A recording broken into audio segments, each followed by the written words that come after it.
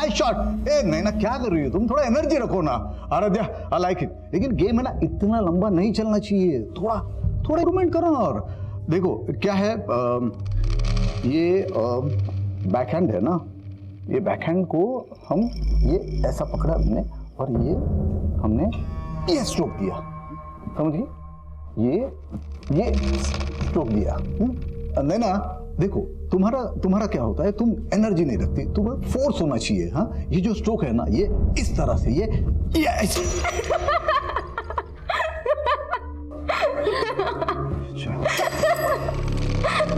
Okay ठीक, आज practice यही खत्म करते हैं, कल फिर मिलते प्रैक्टिस पे।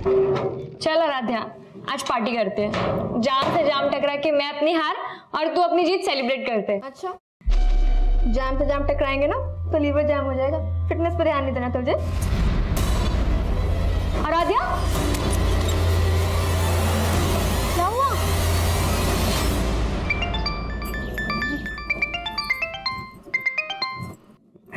हाँ जी बोलो। 5 बज रहे हैं और आराध्या अभी तक घर नहीं आई। अच्छा, तो आपके बेटे ने आराध्या की आपको सारी खबर दे दी? हाँ तो भाई है तो फिक्र तो होगी ना उसको। और तुमने माँ की क्या किया, उल्टा उसको क्लब का मेंबर बनवा दिया और तब से पैर नहीं टिकते उसके घर पे। अरे भगवान ने इतनी टैलेंटेड बच्ची दी है तो ऊपर वाले का शुक्रिया अदा करो, और ये रोक टोकना अच्छी बात नहीं है। तो अब कहाँ पे झंडे गाड़ रही है? देखो लीवर की फिक्र होना तो ठीक है, लेकिन दिल का भी ख्याल रखना चाहिए। मौसम देखो यार कितना अच्छा है, ये लो। बस तल्ली नहीं होना, मुझे घर भी तो जाना है। ओ हेलो, हमें कौन सा शमशान जाना है, बारिश है, बियर है, तो तुझे और क्या चाहिए। चल अब आइए ना तो अच्छे से एंजॉय करके जा। एंजॉय तो तब करूंगी ना जब कंट्रोल में रहूंगी। कंट्रोल? अरे मैं हूँ ना, मैं करता हूँ तुझे कंट्रोल। आजा नहीं पीना यार प्लीज। आजा आजा आजा आजा आजा। सुपर हीरो तो होगा नहीं जो ये छत से कूदने के जीन्स आ गए तेरे अंदर हैं? चिल कर यार, मैं तो बस ये कह रहा था कि ये रिस्की खेल बंद कर एंड हैव सम फन। चल देख। ओ हेलो, तू बड़ा ब्लश कर रही है, जानती है क्या उसे? जानती तो नहीं पर लड़का जानने लायक है। अपने बॉयफ्रेंड के ही सामने फ्लर्ट कर रही है। आज तू पीने के लिए ब्लैकमेल कर रहा था, कल को जीने के लिए ब्लैकमेल किया तो तेरे साथ रिस्क बहुत है, समझा? कोई रिस्क नहीं है पापा, आप तो ऐसे डर रहे हैं जैसे दूसरी लड़कियां जॉब ही नहीं करती। होटल में वेटर का काम करके बड़ा नाम रोशन कर रही मेरा, और रोज रात को 12-12 बजे तक घर आती है। देख मंजू, ये सब नहीं चलेगा। पापा आप खुद तो मेरी पढ़ाई का खर्चा उठा नहीं पाते, अब क्या मैं खुद की पढ़ाई के लिए पार्ट टाइम जॉब भी नहीं कर सकती? बोल तो ऐसे रही है जैसे तुझे अनपढ़ छोड़ रखा है मैंने।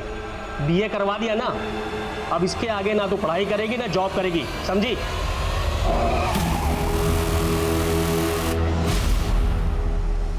ये लड़की मेरी नाक कटवाएगी एक दिन।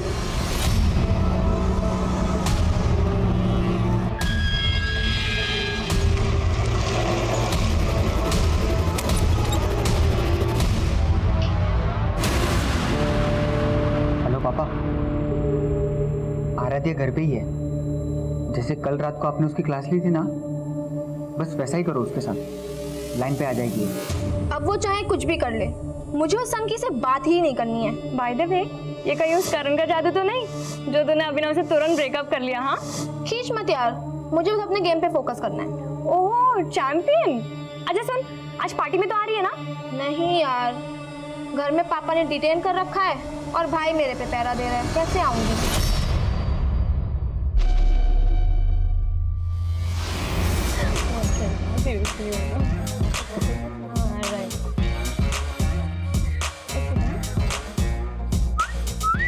वाह क्या बात है।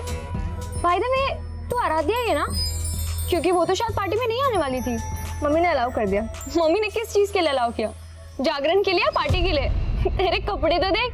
क्यों, क्या हुआ? आराध्या बहुत सुंदर लग रही हो। अब मैं क्या कह रहा था, मुझे तुमसे कुछ। आराध्या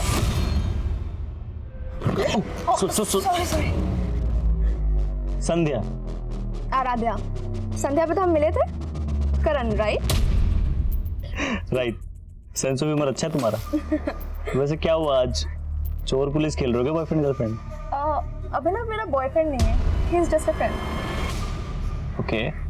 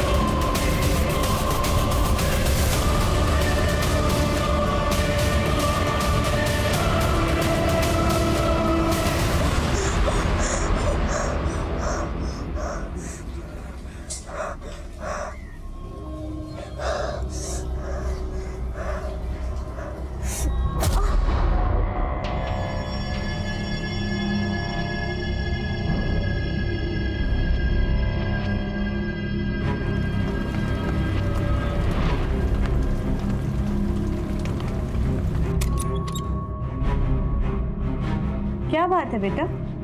कल से तो बड़ी गुमसुम लग रही है। माँ वो कुछ नहीं, बस थोड़ी तबीयत ठीक नहीं है।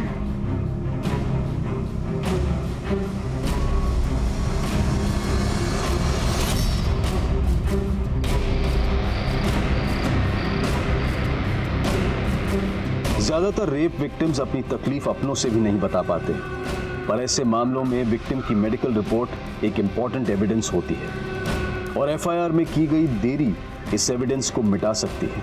आराध्या ने अपने परिवार को भी ये बात 3 दिनों बाद बताई, लेकिन तब तक बहुत देर हो चुकी थी। शराब, पार्टी और लड़के, इसके अलावा कुछ सोचता है तुझे? ये तो होना ही था तेरे साथ। बस कर अंश, इसका रो रो करके पहले ही बुरा हाल है और तू है कि इसको कोसे ही चला जा रहा है। पर तू क्या कर रही है सुहासिनी? अभी भी अंश को रोक रही है तू। बड़ा बोल रही थी ना, बड़ी टैलेंटेड लड़की पैदा की है। अरे हमारी इज्जत खराब करने के लिए पैदा हुई है ये। अब कुछ बोलेगी? कौन था वो? क्या नाम था उसका? कुछ बोलेगी? पापा नाम क्या? इसको तो उसकी शक्ल तक याद नहीं है। क्या? हाँ, नशे में टूल थी।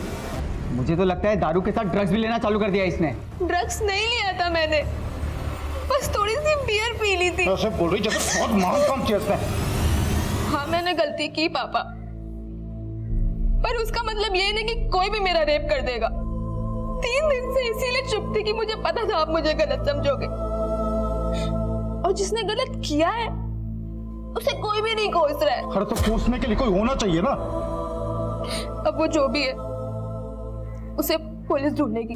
हाँ हाँ, तू तो बड़ी मिनिस्टर की बेटी है, पुलिस तेरे इशारे पे काम करेगी। क्या बोलेगी पुलिस को तू? तुझे उसका नाम, उसकी शक्ल कुछ तो याद नहीं है, तो चुपचाप घर पे बैठ, कहीं जाने की जरूरत नहीं है।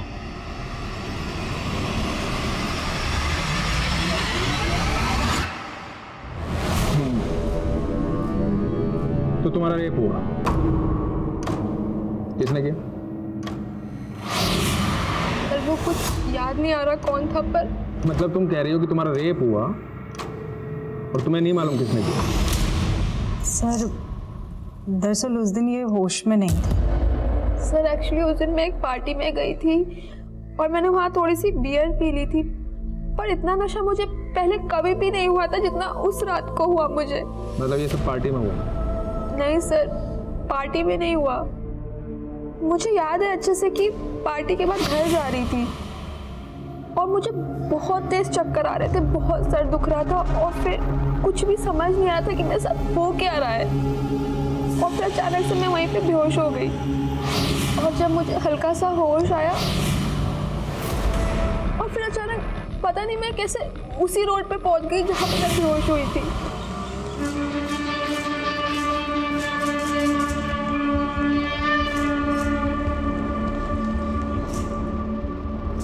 फिर मैंने रियलाइज किया कि मुझे पेट में दर्द हो रहा है, कुछ समझ ही नहीं आ रहा था। फिर मुझे एक टैक्सी दिखी और मैं टैक्सी लेके घर चली गई। कब हुआ है सब? 4 दिन पहले। मतलब तुम्हारा रेप हुआ आराध्या और तुम्हें यहाँ आने में 4 दिन लग गए? सर मैं नहीं समझ पा रही थी कि मैं कैसे आपको ये सब बताऊंगी। मतलब तुम कंफ्यूज थी? कहीं ऐसा तो नहीं कि ये होश आने और होश जाने के बीच में जो तुम्हारा रेप हुआ, जो तुम बता रही हो, ये सब वाकई में एक सपना हो? नहीं सर, मेरा ये कोई सपना नहीं था, मेरा सच में रेप हुआ है। अरे तो मान लेते हैं रेप हुआ है, पर रिपोर्ट बताओ किसके खिलाफ लिखूं, बोलो।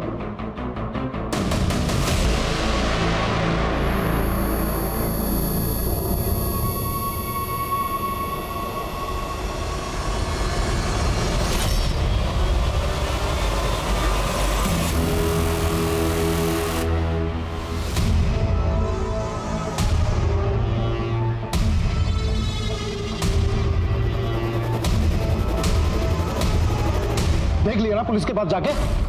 मैंने पहले ही बोला था वो लोग कंप्लेंट तक नहीं लिखेंगे तुम्हारी। उन्होंने कंप्लेंट नहीं लिखी पापा, इसका मतलब ये नहीं कि मेरे साथ क्राइम नहीं हुआ है। लेकिन ये भी तो हो सकता है कि तेरा रेप ही ना हुआ हो।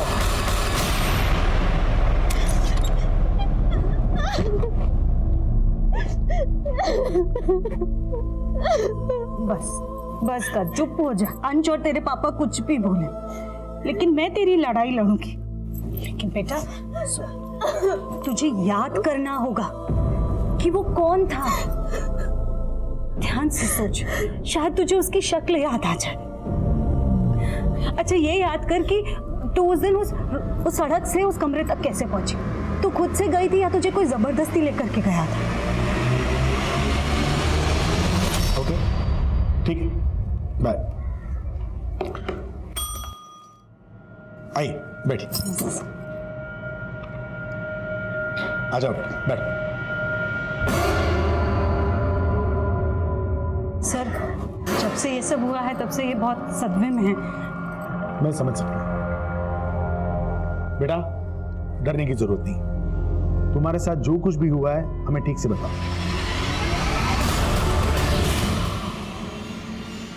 पानी, आराम से, डरने की जरूरत नहीं।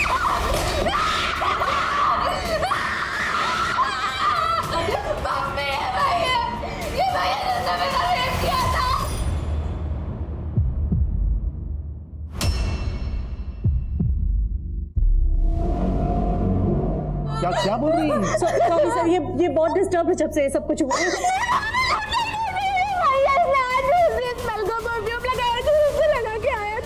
परफ्यूम? आपकी बेटी का दिमाग तो सही है ना? क्या बोल रही है ये?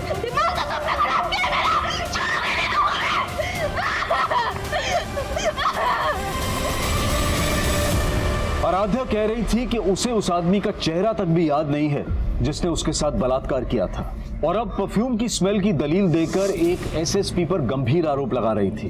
क्या ये आराध्या का कोई भ्रम था या फिर उसके आरोपों में वाकई कोई सच्चाई थी? लेकिन उसके आरोपों ने पुलिस महकमे में हलचल पैदा कर दी थी, क्योंकि ये बातें न्यूज चैनल्स की हेडलाइंस और अखबारों की सुर्खियां बन चुकी थी। इन आरोपों से पुलिस डिपार्टमेंट की काफी बदनामी हो रही थी। इसके बाद एसएसपी अजीत सिंह ने अपने पद से खुद इस्तीफा दे दिया और अपने ही खिलाफ जांच का समर्थन करने लगे। मेरी 30 साल की सर्विस में मैंने खुद ने 30 से ज्यादा रेप केसेस सॉल्व किए हैं। मैं चाहता हूं कि इस केस की पूरी इंक्वायरी हो। मुझे लगता है कि उसकी दिमागी हालत ठीक नहीं है, और जहां तक उस लड़की का सवाल है, या तो वो किसी के बहकावे में आकर मेरी छवि बिगाड़ने की कोशिश कर रही है। सर, ये अजीत सिंह तो बहुत काबिल ऑफिसर है। तुम कैसे जानते हो अजीत सिंह को? दरअसल 5 साल पहले जब मैं आदिल सर के साथ काम कर रहा था, उस वक्त इनसे मुलाकात हुई थी, और सर तब इन्होंने एक बहुत बड़े सेक्स रैकेट का पर्दाफाश किया था, और अभी खुद रेप केस में फंसे हुए हैं। स्ट्रेंज। उस दिन तो तुम्हें किसी आदमी का चेहरा भी याद नहीं था, और आज तुम कह रही हो कि अजीत सर के परफ्यूम की स्मेल रेपिस्ट के परफ्यूम की स्मेल से मिलती है। और एक जैसा परफ्यूम तो कई लोग इस्तेमाल करते हैं। अब इन बातों से तुम्हारे दिमागी हालात पर सवाल उठेगा कि नहीं? देखिए, अगर मैं आपको पागल लग रही हूँ तो मेडिकली प्रूव करके दिखाइए। पहले मेडिकली ये तो प्रूव हो जाने दीजिए कि तुम्हारा रेप हुआ है। तो आप मुझे झूठा साबित कर रहे हैं? झूठ और सच तो सबूत साबित करेंगे। अब आते हैं तुम्हारी स्टेटमेंट पे। उस सुबह जहाँ तुम ऑटो का वेट कर रही थी, वहाँ कोई भी सीसीटीवी नहीं है, तो किसी बात का कोई प्रूफ नहीं है, और तुम्हें याद नहीं है कि तुम उसके बाद गई कहाँ। लेकिन सर, मुझे ये तो याद आ गया है ना कि उस दिन एक ब्लैक कार आई थी, और उस कार में कोई था जो मुझे लिफ्ट के लिए पूछ रहा था। वो कार से उतरा और मुझे अपने साथ लेकर गया, और मुझे पता भी नहीं चला। अब तुम ये कहोगी कि उस ब्लैक कार में अजीत सर थे? नहीं, वो आदमी कोई और था। मतलब कार में तुम्हें कोई और लेके गया, और तुमने रेप का इल्जाम अजीत सर पे लगाया? क्योंकि उस दिन कमरे में अजीत सिंह ही था, और वो कार में कोई और था, और वो कार वाला ही मुझे बेहोशी की हालत में उस कमरे तक लेकर गया, और शायद वापस मुझे वहीं छोड़ दिया। पहले तो तुम्हें एक आदमी भी याद नहीं आ रहा था, अब दो याद आ रहे हैं। तुम्हारा रेप एक आदमी ने किया है, दो ने? एक ने, और वो एक आदमी अजीत सिंह है जो उस दिन उस कमरे में था। कहाँ था वो कमरा? कौन सा होटल, कौन सा लॉज? कुछ कह नहीं सकती। उस दिन तुमने बताया था कि तुमने बियर पी रखी थी। ऐसे कितनी बियर पी थी कि जो तुम्हें होश नहीं था? शायद 2। और यही बात मुझे भी समझ नहीं आ रही है कि 2 बियर में मुझे इतना नशा कैसे हो सकता है। मतलब कोई और था वहां जिसने तुम्हारी बियर में नशीली दवाई मिलाई? मुझे भी ऐसे ही लग रहा है कि मेरी बियर में नशे की गोली किसी ने पार्टी में ही मिलाई थी। अगर ऐसा था तो पॉसिबल है कि वो शख्स जिसने तुम्हारा रेप किया है उसी पार्टी में मौजूद था। आराध्या अपने गुनहगारों के बारे में कितना जानती थी ये अब भी साफ नहीं था, लेकिन उस पार्टी वाली रात की आराध्या से जुड़ी एक एक एक्टिविटी का पता किया जा रहा था। जैसे वो उस पार्टी में किस ऑटो से गई थी, किस टैक्सी से वो अगली सुबह अपने घर पहुंची थी, और इनके बीच में वो काली कार किसकी थी जिसने उसे लिफ्ट दी थी, वो कमरा कहाँ था जहां उसके साथ बलात्कार किया गया था। हाँ सर, उस रात मैं पार्टी में मौजूद था, लेकिन जब मैं वहाँ से निकला तब आराध्या वहीं पे थी। वो नैना और अपने फ्रेंड्स के साथ ड्रिंक्स कर रही थी। उसके बाद क्या हुआ कुछ नहीं पता मुझे। सर आराध्या तो पार्टी में भी नहीं आने वाली। क्यों? सर एक्चुअली आराध्या के पापा बहुत स्ट्रिक्ट है, वो उसे कहीं नहीं जाने देते, लेकिन उसकी मम्मी बहुत सपोर्टिव है, तो उसकी मम्मी ने उसे बाद में अलाउ कर दिया था। ये आराध्या पार्टी बनने से तुमसे पहले चली गई थी या बाद में? सर वो पहले ही चली गई थी, लेकिन हाँ सर मैंने बाद में अभिनव को उसके पीछे जाते हुए देखा था। ये अभिनव कौन है? सर अभिनव आराध्या का बॉयफ्रेंड है। हाँ सर, तो उसने मुझसे ब्रेकअप किया था, लेकिन सर उसने मुझ पर कोई भी रेप एलिगेशंस नहीं लगाए। लेकिन तू उसके पीछे तो गया था, शायद किसी को देखा उसके पीछे। सर मैं उसके पीछे गया था, लेकिन इससे पहले कि मैं उससे बात करता मेरे दोस्तों ने मुझे रोक लिया। आप चाहे तो उनसे पूछ सकते हैं। और आराध्या से तो मैं मिला तक नहीं था सर, वो पूरे पार्टी में करण के साथ ही था। करण? सर मैं उस रात सिर्फ दूसरी बार मिला था आराध्या से सर। हाँ लेकिन सर मुझे ऐसा फील हो रहा था सर वो अपने बॉयफ्रेंड अभिनव को जलाने के लिए बार बार मेरे पास आने की कोशिश कर रही थी सर। लेकिन सर मैंने उसे साफ क्लियर कर दिया था कि मैं अभी किसी और के साथ हूँ सर। ठीक है, तुम जा सकते हो। Thank you sir. सर उस टैक्सी वाले का पता चल गया जिसने उस सुबह आराध्या को घर पे छोड़ा था। हाँ साहब, उस सुबह मैंने इस लड़की को एमजी क्रॉसिंग रोड से इसके घर सुंदर नगर छोड़ा था। ये लड़की कह रही है इसके साथ रेप हुआ था। उस दिन जहाँ से इसने तुम्हारी टैक्सी हायर की थी ये फुटपाथ पे बेहोश पड़ी थी। तुमने देखा था इसे बेहोशी की हालत में? नहीं साहब, मैं तो खुद अपनी टैक्सी में सो रहा था। इसने खुद मुझे जगा के मेरी टैक्सी हायर की। और इसके साथ क्या हुआ क्या नहीं हुआ साहब वो तो मुझे नहीं मालूम। क्या रंग है तेरी टैक्सी का? साहब सफ़ेद है।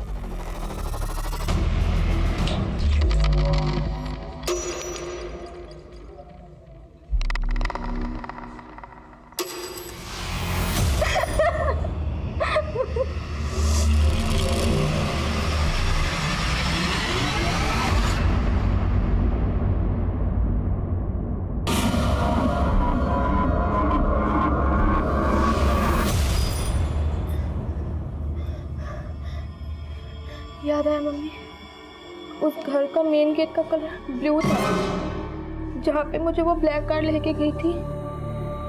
Blue colour? पर बेटा पुलिस ने कंफर्म किया है अजीत सिंह के बंगलों का मेन गेट ब्लू कलर का नहीं है।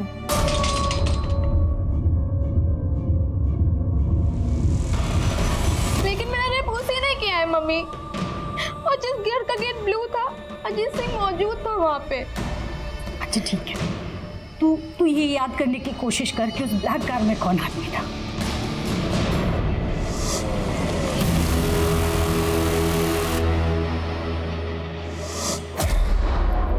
याद आया कौन था ब्लैक कार में? आराध्या, अब तुम कभी प्रूव नहीं कर पाओगी कि अजीत जी ने तुम्हारा रेप किया। मतलब अब आप वो कर रहे हैं जो वो आपसे करवा रहे हैं। अब तुम मुझे समझाओगी मुझे क्या करना चाहिए और क्या नहीं करना चाहिए? सर नाराज मत होइए, बच्ची है, नादानी में बोल गई। नादान? बहुत पहुंची हुई चीज है ये। टेबल टेनिस कंपटीशन में नॉमिनेशन के लिए आराध्या की सिफारिश लेकर तुम गई थी अजीत जी के पास, क्योंकि वो तुम्हारे फ्रेंड की जान पहचान के हैं। सुहासिनी जी, मैं ऐसी कोई सिफारिश नहीं करूंगा। आपकी बेटी को क्लब में फ्री ट्रेनिंग दिलाने के लिए मैंने सिफारिश कर दी थी, लेकिन वो कंपटीशन में सिलेक्ट होगी या नहीं ये सिर्फ उसका गेम डिसाइड कर सकता है, मैं नहीं। बात नहीं बनी तो बदनाम करने की कोशिश की। तो क्या कह रहे हैं आप सर? उस रात आप अपनी बेटी को पार्टी में नहीं भेजना चाहते थे ना? जी सर, लेकिन तुम्हारी बीवी ने भेजा जबरदस्ती, क्योंकि नहीं भेजती तो ये खेल कैसे रचती? खेल तो मेरी बेटी की जिंदगी के साथ हुआ है सर। आपको पता है उस दिन वो काली कार में कौन आया था, कौन इसको लेकर के गया था? करण सिंह, अजीत सिंह का बेटा। लिफ्ट चाहिए क्या तुम्हें? तो अपनी दलील को पुख्ता करने के लिए अजीत जी के बेटे को फ्रेम कर रही हो तुम। कोई नहीं सुनेगा तुम्हारी कहानी। मतलब मेरा रेप आपको अब कहानी लग रही है? बहुत कहानी है तुम्हारे पास। मेडिकली प्रूव हो चुका है कि तुम्हारे साथ कोई जबरदस्ती नहीं हुई, और सेक्सुअली एक्टिव तो तुम पहले से थी ना। क्या कह रहे हैं सर आप? कुछ भी बोले जा रहे हैं? पूछो अपनी बेटी से, अपने एक्स बॉयफ्रेंड अभिनव के साथ इसके फिजिकल रिलेशन थे या नहीं? सच क्यों नहीं बोल रही? हाँ, बन गए थे अभिनव के साथ मेरे रिलेशन, लेकिन 19 मार्च की सुबह मेरा रेप हुआ था और अजीत सिंह ने ही वो उस दिन इंदौर में थे ही नहीं। मैं वहाँ नहीं था जहाँ उस लड़की का रेप हुआ, क्योंकि मैं यहाँ से 300 किलोमीटर दूर भोपाल के नुसरतगंज में था। एक शादी अटेंड कर रहा था, मेरी भतीजी की शादी की फोटोग्राफ है, इसमें मैं ठीक से नजर आ रहा हूँ, देखो।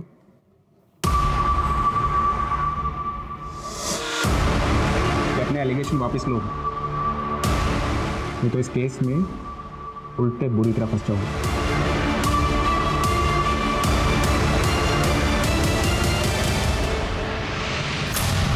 कहाँ गायब था कल से? वो अपन तेरी ये आवारागर्दी बंद कर दे। अगर तेरे खिलाफ कुछ भी साबित हुआ ना, तो सबसे पहले मैं तुझे अंदर करवाऊंगा।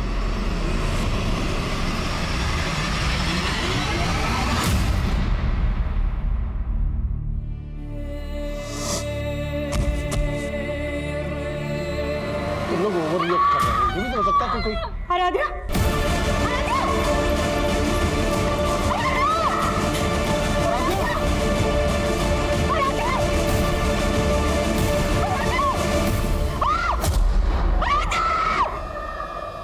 आराध्य की मौत हो गई थी और जल्द ही मीडिया इस मामले को आत्महत्या का रंग भी देने लगी। मेरी बेटी इतनी कमजोर नहीं थी, वो आत्महत्या नहीं कर सकती है। उसको तो हाइट का फोबिया था, ऊंचाई से नीचे देखते ही उसको चक्कर आने लगते थे, तो फिर वो खुद कूद कर अपनी जान कैसे दे सकती है? उसको जरूर किसी ने धक्का दिया था, उसकी हत्या हुई है। मैं इस केस में सेंट्रल इन्वेस्टिगेशन एजेंसी की जांच की मांग करती हूँ। आराध्य की मां द्वारा की गई मांग को मीडिया ने इतना बढ़ावा दिया कि आखिरकार ये मांग स्वीकार कर ली गई और ये केस इन्वेस्टिगेशन डिपार्टमेंट को सौंप दिया गया। आप लोगों का कहना है कि आराध्या को ऊंचाई से डर लगता था, इसके बावजूद वो टेरेस पर अकेले गई। क्यों गई होगी वो टेरेस पर? सर ऐसे ही गई थी, लेकिन कभी भी वो मुंडेर के पास नहीं जाती थी। आप लोग कहाँ थे उस वक्त? हम सब लोग यहाँ नीचे थे और तभी अचानक से आराध्या की चीखने की आवाज सुनी और जाकर के देखा तो सर अगर आराध्या खुद कूदी होती तो फिर वो चीखती क्यों? उसको जरूर किसी ने धक्का दिया था। पक्का उस अजीत सिंह और उसके बेटे का ही हाथ है इसमें। आप लोगों के कहने का मतलब है कि एसएसपी अजीत सिंह और उनके बेटे करण ने किसी को आपके टेरेस पर भेजा, उसने आराध्या को धक्का दिया। लेकिन आप लोगों के घर पर होते हुए आपके टेरेस पर कौन आ सकता है?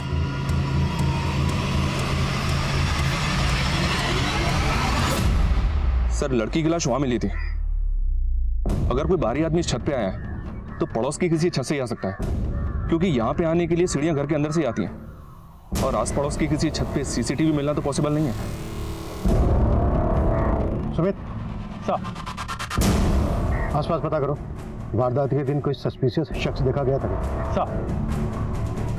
मनीष, सबसे पहले हमें यह पता करना होगा कि आराध्या का रेप और मर्डर केस क्या दोनों आपस में कनेक्टेड है या फिर दोनों केसेस अलग अलग हैं? लेकिन सर इस केस की इन्वेस्टिगेटिव टीम का तो यही मानना है कि आराध्या का रेप ही नहीं हुआ और मेडिकल रिपोर्ट से भी ये कंफर्म नहीं हुआ। मेडिकल रिपोर्ट से तो तब कंफर्म होता ना जब रेप के तुरंत बाद उन्होंने आराध्या का मेडिकल करवाया होता। उन्होंने रिपोर्ट ही 4 दिन के बाद साइन करवाई थी। सर आराध्या ने 3 दिन तक तो हमें भी कुछ नहीं बताया था और 4 दिन तक आराध्या को रेपिस्ट का चेहरा ही याद था। 7 दिन के बाद उसने एसएसपी अजीत सिंह पर एलिगेशन लगाए और कहीं 10वें दिन जाकर आराध्या को याद आया कि उस ब्लैक कार में अजीत सिंह का बेटा करण था। ठीक हो तुम? सर आराध्या को जैसे जैसे जो कुछ भी याद आता जा रहा था वो हमें बताती जा रही थी। इसका मतलब ये नहीं है कि वो कुछ भी झूठ बोल रही थी, लेकिन पुलिस ने हमारी किसी बात पर भी भरोसा नहीं किया। हाँ सर, अजीत सिंह ने घर पे आके मुझे धमकी दी। मैं कोई टेढ़ा तरीका इस्तेमाल नहीं करना चाहता। आप कोर्ट में जाना चाहते हैं जरूर जाइए, लेकिन कोर्ट का फैसला आप पे भारी पड़ेगा।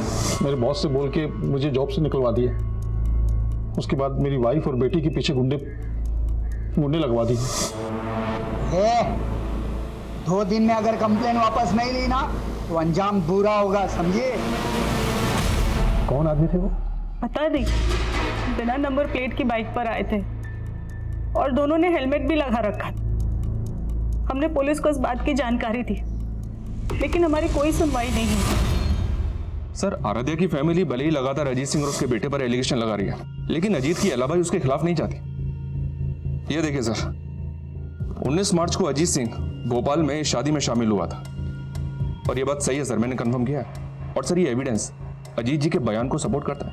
मनीष, कहीं ऐसा तो नहीं है कि तुम अभी भी इस बात से इन्फ्लुएंस हो के अजीत सिंह एक काबिल ऑफिसर थे? नहीं सर, बिल्कुल भी नहीं।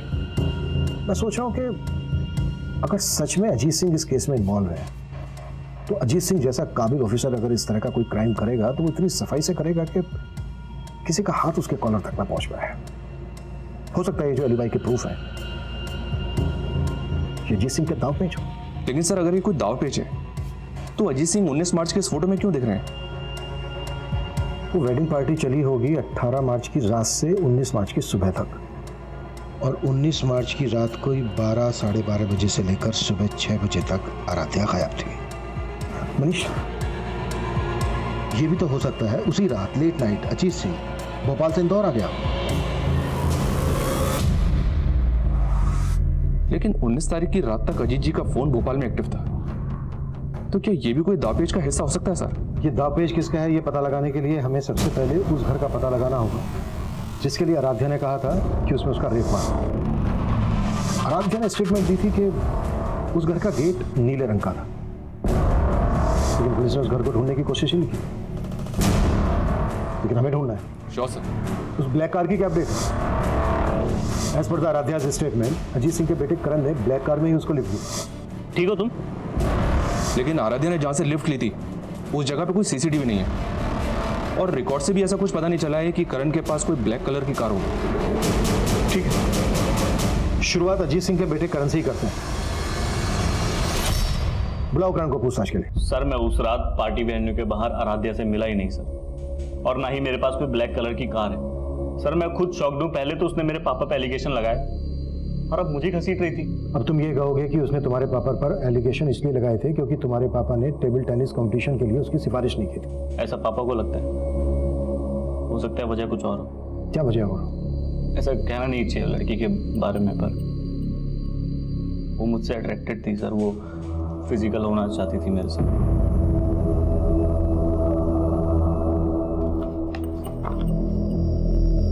लेकिन तुमने अपने एक बयान में कहा था कि तुम आराध्या से सिर्फ 2 ही बार मिले थे। हाँ सर 2 ही बार मिला था, और सर दूसरे बार ही मुझे ऐसा सिग्नल देने लगी सर। मैं तुम अपनी गर्लफ्रेंड के साथ लॉयल हो या फिर मैं पसंद नहीं तुम्हें? एक मिनट सॉरी आई कांट। मैंने उसे साफ मना कर दिया। हो सकता है उसकी ईगो हर्ट हुई है सर। आप खुद सोचो सर, अगर मुझे कुछ करना होता तो मैं तब नहीं करता। ऊपर से उसने ऐसे कहा कि मैं उसे अपने पापा के पास ले गया।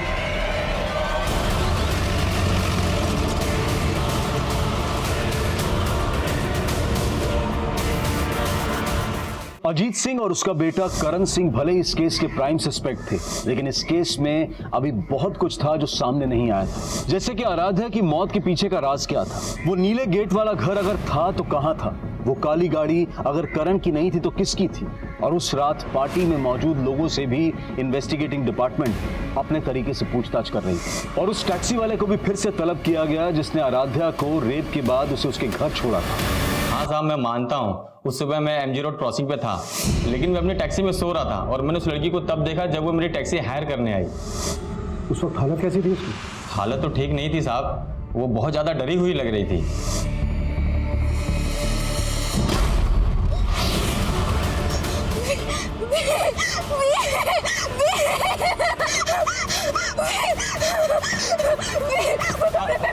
अरे क्या हुआ मैडम? साहब मुझे कुछ समझ ही नहीं आया, वो कौन से व्हील और कौन से कमरे की बात कर रही थी। ये टैक्सी वाला बोल रहा है कि आराध्या किसी व्हील और कमरे की बात कर रही थी। कहीं ये कमरा वही तो नहीं जिसमें आराध्या का रेप हुआ था? तो किसी व्हील का भी उस ब्लू गेट वाले घर से कनेक्शन है? ऐसा कोई घर मिला? नहीं सर, फिलहाल तो नहीं। हाँ लेकिन आराध्या की दोस्त नैना ने एक नई स्टेटमेंट दी। सर मैंने ये बात पहले भी पुलिस को बताने की कोशिश की थी, लेकिन वो वही जानने में इंटरेस्टेड थे जो वो जानना चाहते थे। कब की बात है ये? क्या हुआ? मुझे लगा वो श्वेता शायद अभी यहीं खड़ा था और हमें मोबाइल में रिकॉर्ड कर रहा था। सर तब तो हमने ये बात को इग्नोर कर लिया था, लेकिन आराध्या के रेप और मर्डर के बाद ऐसा लगा कि शायद इसका कुछ कनेक्शन हो। नाम क्या उसी घर का? सर शंकर, वो यही काम करता है।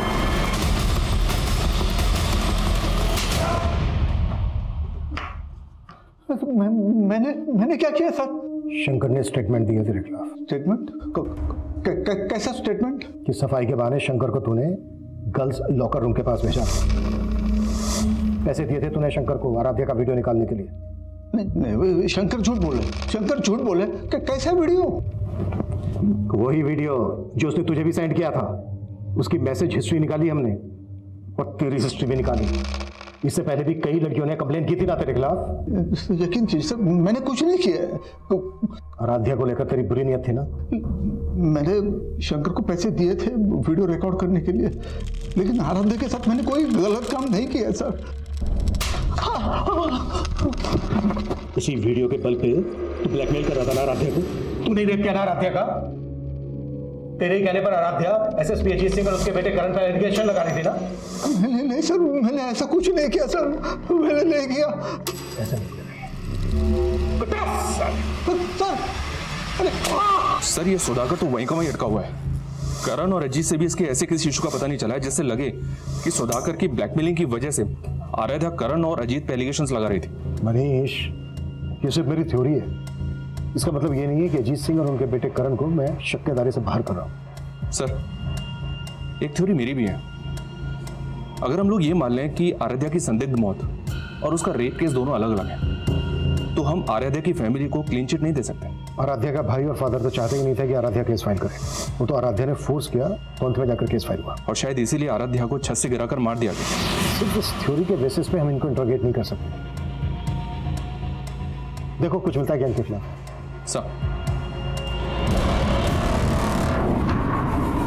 अब आराध्या के पिता और भाई शक के दायरे में थे और तभी एक नई जानकारी सामने आई। आराध्या का जिस दिन मर्डर हुआ था सर, उसके कुछ दिन पहले से ये आदमी आराध्या के घर के पास मंडरा रहा था। कौन है? आराध्या की फैमिली ने तो उसको आइडेंटिफाई नहीं किया है, पर अपनी एक टीम इसकी पहचान पता करने में लगी हुई है। सर, मुझे आपको एक बात बतानी थी। मेरे पास कुछ दिन पहले एक फ़ोन आया था। हेलो सर, वो फ़ोन एक लड़की का था। इस केस के बारे में कुछ जानती थी, मुझसे मिलना चाहती थी, पर केस तब तक आपको ट्रांसफ़र हो गया।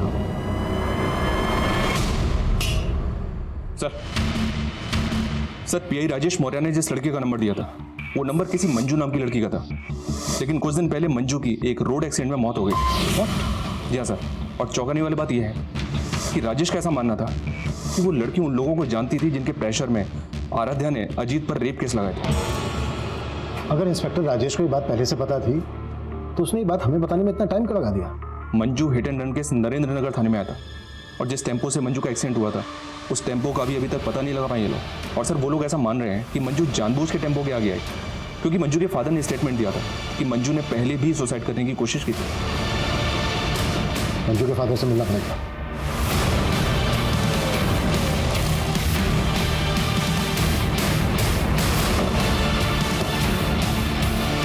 हाँ साहब, ये सच है कि मेरी बेटी ने आत्महत्या करने की कोशिश की थी। लेकिन आपकी बेटी मंजू ने पहले आत्महत्या करने की कोशिश की ही क्यों थी? वो आदमी पापा, साहब, मेरी बेटी ने बताया कि वो लोग उसे ब्लैकमेल करके उसके साथ ज़बरदस्ती करते थे साहब। मुझे अपनी बेटी पे शक था पहले कि शायद उसका चक्कर उस गाड़ी वाले के साथ चल रहा है। कौन गाड़ी वाला? क्या वो गाड़ी ब्लैक कलर की थी? जी साहब।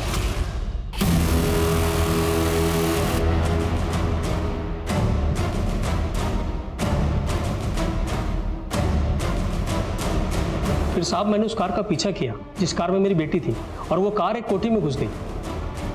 मैं कोठी में जाने की कोशिश की, लेकिन साहब वॉचमैन ने मुझे अंदर जाने नहीं दिया। कहाँ है वो कोठी? सब आराम नगर में है साहब। जिस कोठी की बात तुम कर रहे हो, ब्लैक कलर की कार जिस कोठी में घुसी थी, उस कोठी का गेट नीले रंग का।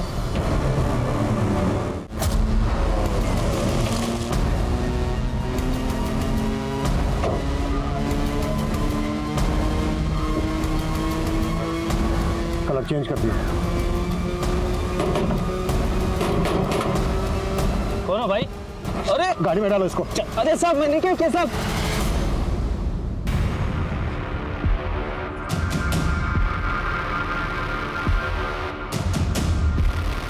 ये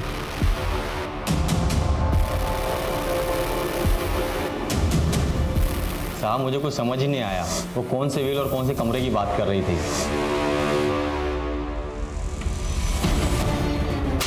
किसका घर है ये? क्या होता है यहाँ पे? साहब का घर है। कौन से साहब का घर है ये? अब सफाई देने के लिए कुछ नहीं बचा। बेनामी संपत्ति का वो घर जब्त हो चुका है और तुम्हारा वफादार खबरी मुकेश उठा लिया उसको। मुकेश सब कुछ कबूल कर चुका है। क्या कबूल कर चुका हूं? यही कि मेरे कहने पर उसने उस लड़की को छत पे से फेंक कर मारा।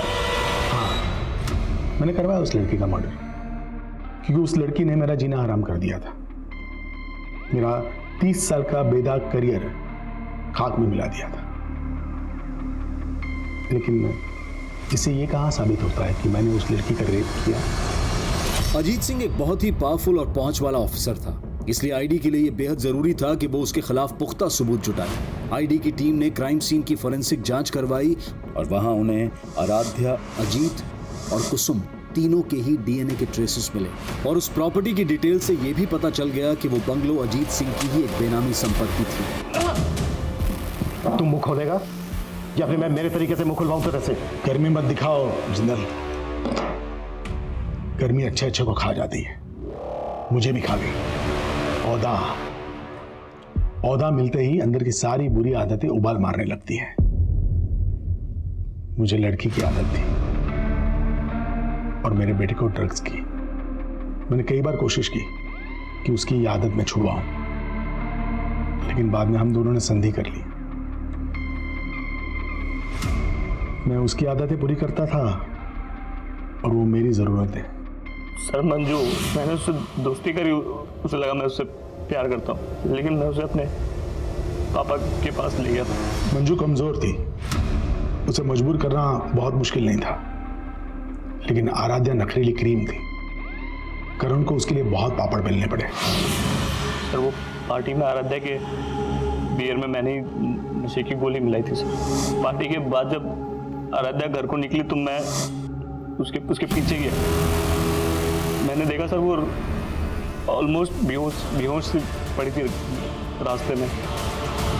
मैं उसे लिफ्ट दी और पापा के पास ले गया। तुझे लगा कि आराध्या तुझे कभी पहचान नहीं पाई, लेकिन आराध्या ने तुझे पहचान लिया, वर्दी उतरा दी तेरी, और ये बात तेरे से बर्दाश्त नहीं हुई। हाँ, नहीं हुई मुझसे बर्दाश्त, और ये बात भी मुझसे बर्दाश्त नहीं हुई कि मेरा ही डिपार्टमेंट मेरे पीछे हाथ धो करके पड़ा था।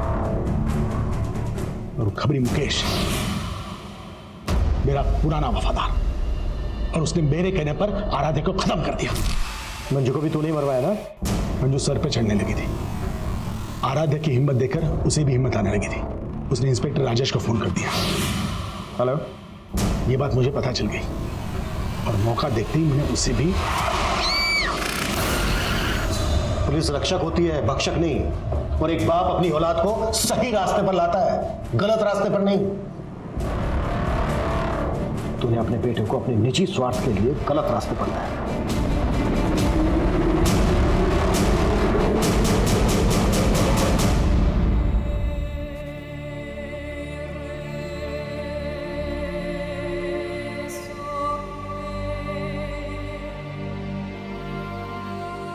आराध्या भले ही आज हमारे बीच नहीं है, पर आखिरकार उसे इंसाफ मिल गया। कहते हैं कि पावर अक्सर इंसान को करप्ट बना देती है, और जब अजीत सिंह जैसे पावरफुल पुलिस अधिकारी इस तरह के अपराधों में लिप्त पाए जाते हैं तो समाज में अराजकता का माहौल पैदा हो जाता है। एक आम नागरिक का भरोसा डगमगा जाता है। जो सिस्टम उसके अधिकारों को ताकत देने के लिए बना हो, अगर वही सिस्टम उसे कमजोरी का एहसास दिलवाए तो समाज का स्वरूप डरावना हो जाएगा। लेकिन सामाजिक और पारिवारिक स्तर पर हमें भी अपनी सोच में, अपने ख्यालों में वो आजादी लानी होगी जो महिलाओं को एक दबाव मुक्त, एक अपराध मुक्त माहौल दे सके। लेकिन हमें उस सोच से भी बचना होगा जहां बेफिक्री की आदत हमें तमाम फिक्रों में जकड़ लेती है, जैसा कि आराध्या के साथ हुआ। जिंदगी शौक से जीना अच्छी बात है, लेकिन शौक पूरे करते वक्त इतने भी बेखौफ ना हो जाएं कि हमें अपने आसपास खतरे की दस्तक भी ना सुनाई दे। अब मैं अनूप सोनी आपसे विदा लेता हूं। फिर मुलाकात होगी क्राइम पेट्रोल सतर्क में एक और नए केस के साथ। तब तक अपना और अपने परिवार का ख्याल रखें, सतर्क रहें, सुरक्षित रहें और देखते रहें क्राइम पेट्रोल सतर्क। जय हिंद।